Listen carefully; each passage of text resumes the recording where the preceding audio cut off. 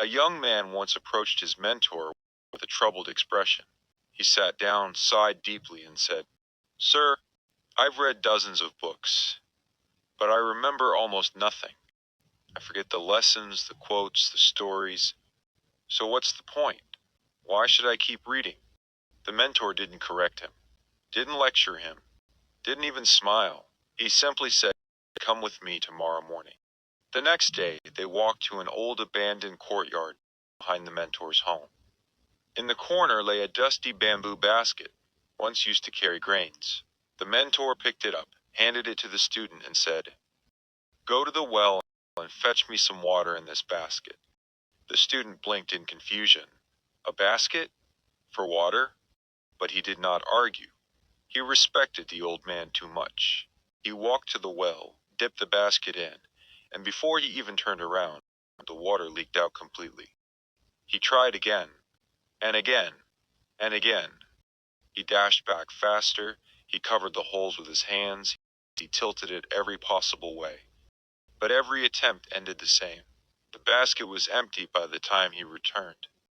Breathing heavily, he threw the basket down. "Master, this is pointless. No matter how hard I try, the water doesn't stay." The mentor stepped forward, lifted the basket, and held it toward the sunlight. "Look at it carefully." The student leaned in, and suddenly noticed something he hadn't seen before. The basket, once black with dirt and dust, was now lighter, cleaner, fresher. The mentor smiled. "That," he said softly, "is exactly what reading does." He placed a gentle hand on the student's shoulder and continued, "You think reading is only useful if the knowledge stays forever. But books don't just fill the mind, they cleanse it." He pointed at the basket. The water didn't remain, but each attempt washed the basket a little more. Every dip made it cleaner. Every try removed some dirt.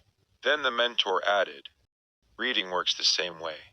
You may not remember every paragraph, but every page you read washes away a bit of ignorance. It refreshes your thinking. It sharpens your senses. It widens your perspective." The student listened, stunned. The teacher continued, "Think about it.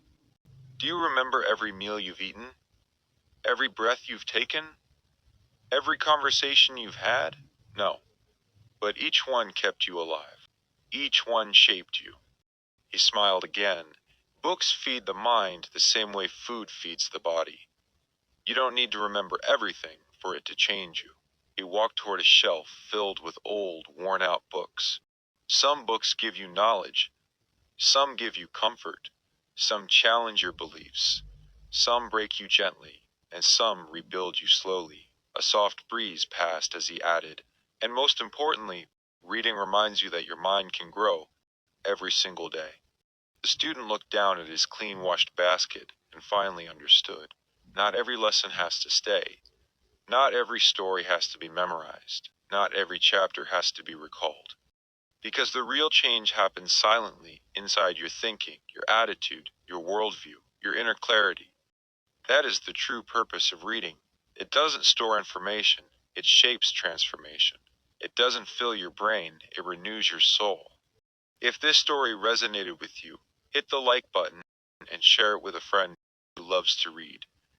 And don't forget to subscribe for more insightful wisdom to help you unlock your full potential. Let us know in the comments, what is the single greatest thing a book has changed about you?